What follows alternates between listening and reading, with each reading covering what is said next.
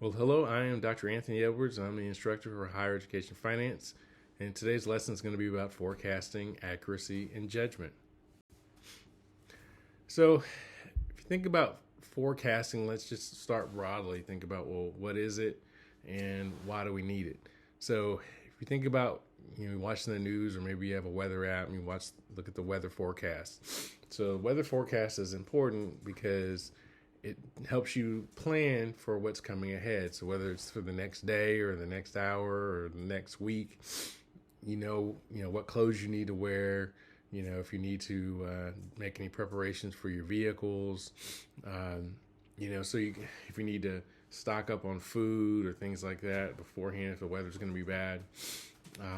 But it gives you an idea of what to expect, and just like with the weather, sometimes people get frustrated when the weather forecast says one thing and then the weather ends up being different. All right. And so the same can happen in the case of college budgets when you predict a certain maybe revenue and that amount of revenue doesn't happen, or you predict a certain enrollment and that enrollment doesn't happen. And so there are going to be implications for that. So that's forecasting in a nutshell. So in higher education finance, there are different ways that we do forecasting. So you've got averages, exponential smoothing, correlation analysis, linear models, and regression forecasting, and curvilinear models. Okay, and so we'll talk more in detail about each one of these. So with moving averages, here what we're trying to do is, you may have heard of moving averages if you follow the stock market. That maybe have 90-day moving averages, things like that. But essentially, you're taking a measurement, say maybe enrollment, and you're looking at a previous set of previous measurements. So like every fall enrollment for the past 3 years or 5 years, and then maybe you add all those numbers together and you divide it by the number of measurements. So if it's 3 years, you divide it by 3. If it's 5 years, you divide it by 5. And that gives you kind of an overall sense of, what the moving average is when it comes to enrollment or some other metric. Now, what you also sometimes need to take into account is how many years. So if you're taking a shorter period, you're not really looking at longer term data. And, that may make sense. Like if you think about now with COVID, we had a huge drop in enrollment at most colleges during the COVID period. And so looking years and years out may not be relevant in terms of what enrollment might look like for the previous year or for the next year. Now, you can also make, in terms of your model, rules where you assign more weight to certain years. Maybe you assign more weight to the previous year than you do to the years before that. And maybe it goes down depending on how many years out. So you don't give them all an equal weight like you do in just the general moving average. So in the weighted moving average, you're adding up those previous measurements, but what you're doing for each one is you multiply it by its weight. So let's say the previous year's weight's 30%. So you'd multiply the previous year's enrollment times 30%. Year before that, maybe by 15.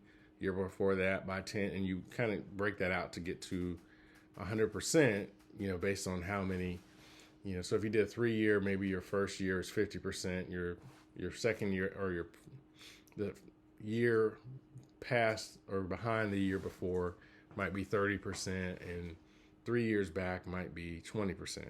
And then you would stretch that out if you're going with 5 years. Now, with exponential smoothing, here, in terms of our forecast value, we calculate that by adding up the previous forecast value, and then you take that and you add to it the product of your forecasting error. And the error here is the difference between the actual value and the forecasted value. Okay? And you multiply that times a smoothing coefficient. and in this case represented by alpha. So in order to figure out what the smoothing coefficient is to calculate your later numbers, you basically have to take your number, say for this year, your most recent number, and compare it to the year before, or the term before, whatever measurement you're using, and then you use that to calculate your alpha based on the most recent number in the year before. You take that alpha and you plug it in to your equation again, and so then you're going to use that alpha to calculate your predicted value, and that's how you get your forecasted value for the period coming up. So for correlation analysis, here what we're doing is we're looking at terms like R and R squared. So R is basically tells you how strong the relationship is. It doesn't imply causation, it's only correlation. Okay, so obviously the larger the number, if it's greater than 0, the larger the number up to 1 indicates a stronger relationship. So, and positive numbers mean a positive relationship. So as one increases, the other increases. Negative number for R indicates a negative relationship. So as you increase your X, your Y decreases, right? So, and the range here is between -1 and 1. So a -0.9 is a strong negative relationship. A positive 0.9 is a strong positive relationship.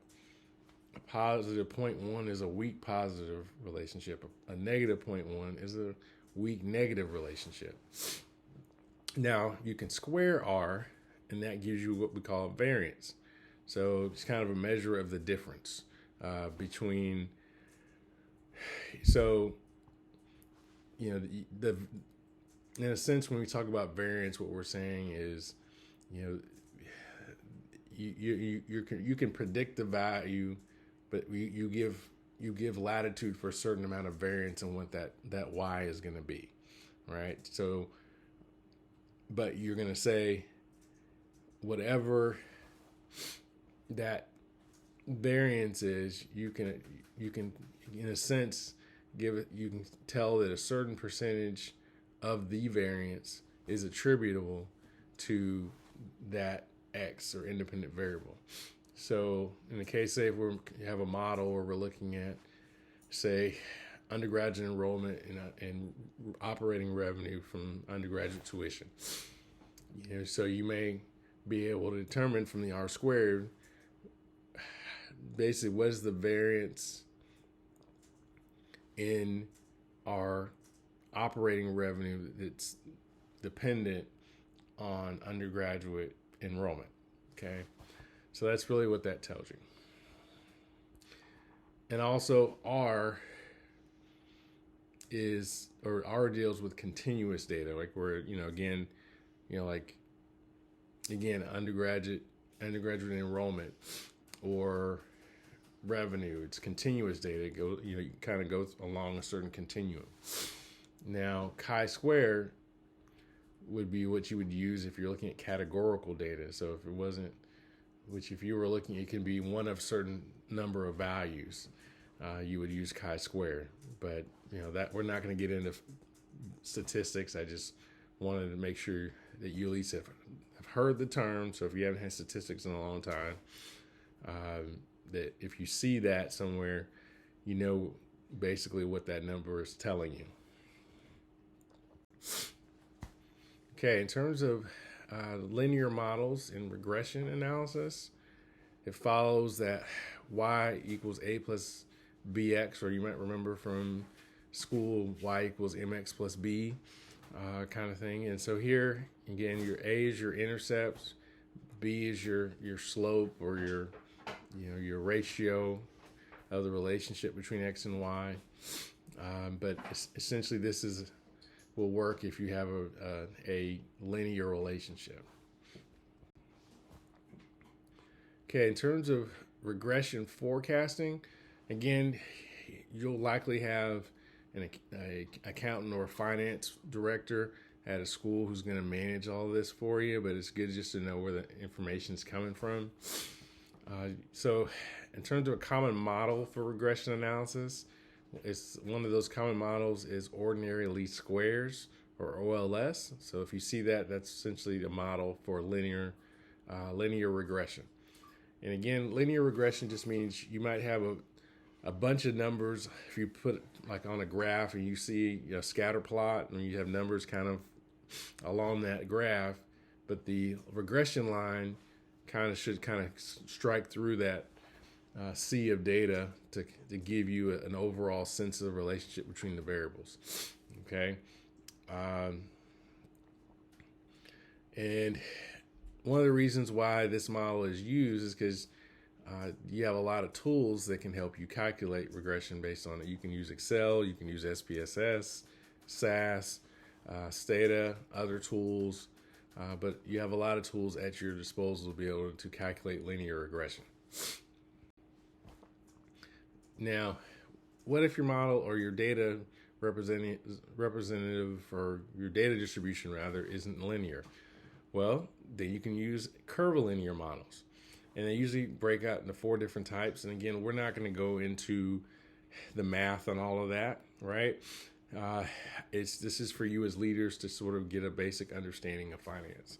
So, but the 4 basic models for curvilinear representations, you have exponential, logarithmic, and the exponential implies, there's exponential growth, so you have sort of an exponential graph. Logarithmic follows the kind of log system. Maybe it's log base 10, but it has a logarithmic pattern. Polynomial typically has a cyclical pattern. So if there's, things where you have ebbs and flows, you might use polynomial. And then power can be used, but typically you can only use it when your variables have positive values only. So, if you have negative values, you can't really use it. But those can help if your data or the relationship between the variables is curvilinear. So, as we sum this up, let's think about forecasting and just things that you want to keep into consideration. First is the budget manager's influence on the process. So every budget manager is going to have, their own, experience in what they do, and that can influence the forecasting process and the forecasting model. Also, the institutional budget philosophy is going to influence the forecasting. So if the institution wants to look at things a certain way, that is typically going to guide the forecasting. Okay. If there are certain variables, internal, external, that they need to keep in mind, that can also be integrated into the philosophy. And then the role of expertise. So, budgeting is a science and an art, as the authors kind of talk about. So, keep that in mind. Understand that people who've done this for a while, have experience. They kind of know what works, what doesn't, but then at the same time, they have to not be so tied to what they've done in the past that if things have to change, that they can change with it. So hopefully that gives you a broad background and scope as to what forecasting looks like in higher ed finance. So I look forward to hearing from you, those of you who are in my class, hearing from you in the weekly discussion and what you learned about forecasting. You can also reach out to me on LinkedIn and tell me about what you learned about higher ed finance and forecasting this week. And again, if you like this video, found it helpful, please like, subscribe, and share. And we'll see you in the next video. Bye.